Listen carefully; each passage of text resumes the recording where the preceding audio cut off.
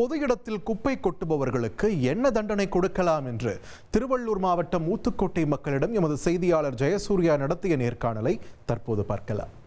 பெங்களூரில் பொது இடங்களிலும் வீதிகளிலும் குப்பையை கொட்டுறவங்க மேலே அபராதம் விதிக்கப்படுது.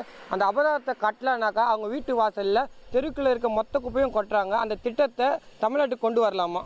கண்டிப்பாக கொட்டணும் சார். அவங்கவுங்க வீட்டு வாசலில் குப்பையை கண்டிப்பாக கொட்டி ஆகணும். அப்போ தான் அவங்களுக்கு அந்த இது தெரியும். ஃபைன் போடணும் அவங்களுக்கெல்லாம். ஏன்னா பெங்களூரில் குப்பையை கொட்டினா ஃபைன் போடுறாங்க. தமிழ்நாட்டில் கொட்டி அதே மாதிரி அவங்களுக்கும் அதே சட்டத்தை இங்கே கொண்டு வந்து தமிழ்நாட்டில் ஃபைன் போடணுங்க. அபராதம் போடலாம், ஓகே. அப்போ போடும் போதில் சரி அபராதம் கட்டணும்னு அந்த ஒரு பயத்தால் அவங்க போடாமல் இருப்பாங்க, ஓகே. நெக்ஸ்ட்டு வீட்டு முன்னாடி குப்பை கொட்டுறது எடுத்துகிட்டு வந்து கொட்டுறதுன்றது அதுவும் ஓகே தான். ஏன்னா அந்த பயம் வரும் அவங்களுக்கு, அப்போ தான் கொட்ட மாட்டா. பொது இடங்களில் குப்பையை கொட்டுறவங்களுக்கு இந்த மாதிரி அபராதம் விதிக்கிறதும் நடவடிக்கை எடுக்கிறதும் ரொம்ப நல்லது. அப்படியும் மீறியும் குப்பை கொட்டுறவங்கள வீட்டு முன்னாடி எடுத்துகிட்டு போய் குப்பையை கொட்டுறது ரொம்ப நல்லது. ஆனால் என்ன சொல்ல வரேன்னா, ஃபஸ்ட்டு ஒரு வீதிக்கும் ஒரு குப்பை தொட்டியை வைங்க ஃபஸ்ட்டு. அதான் ரொம்ப நல்லது. அதை எடுத்துகிட்டு போய் திடீர்னு க்ளீன் பண்ணுங்கள். க்ளீன் பண்ணாலே மறுபடியும் குப்பை சேரவே சேராது. இது நம்ம தமிழ்நாடு ஃபுல்லாக கொண்டு வரணும்.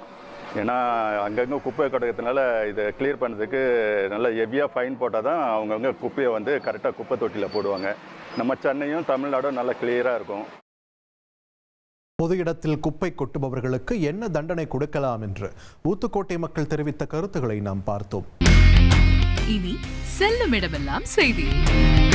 தந்தி டிவியின் வாட்ஸ்அப் சேனலை ஃபாலோ பண்ணினா செல்ல இருக்கும் இடமெல்லாம் செய்தி. இதோ QR கோட் இப்பவே ஸ்கேன் பண்ணுங்க, ஃபாலோ பண்ணுங்க.